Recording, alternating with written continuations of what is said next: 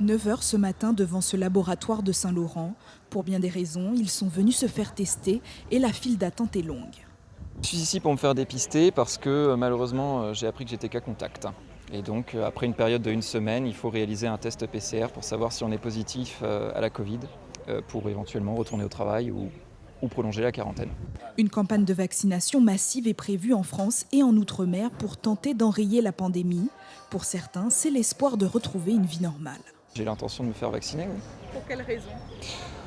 Déjà parce que j'ai confiance en la science et puis parce que j'ai envie de me protéger le plus rapidement possible des effets de cette pandémie. J'ai envie de pouvoir revoir ma famille dans des circonstances les plus normales possibles, le plus tôt possible.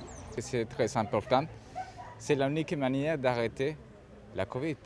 J'ai totalement confiance en les autorités sanitaires et aux différents contrôles que les professionnels peuvent nous proposer. Donc moi, oui, c'est un problème. À partir de demain, le centre hospitalier de l'Ouest étend la campagne de vaccination aux conditions nationales, soit les personnes de plus de 75 ans.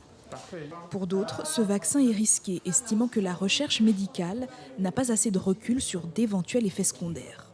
Il y a des trucs qui circulent sur social media qu'il y a une femme qui s'est fait vacciner et du coup il y avait des effets secondaires. Et du coup, je ne sais pas si c'est vrai ou pas, mais je ne pense pas, non. Donc vous avez peur ? Oui.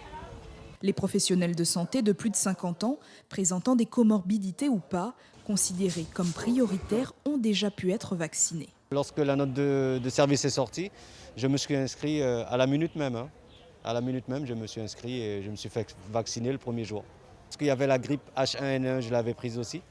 Donc pour pouvoir éviter de contaminer les autres, si ça peut déjà dans un premier temps avoir cet effet, c'est de bon augure pour tout le monde. Une campagne non obligatoire et gratuite pour tous qui va s'étendre progressivement à toute la population. 1 millier de doses du vaccin Pfizer est prévu pour la Guyane.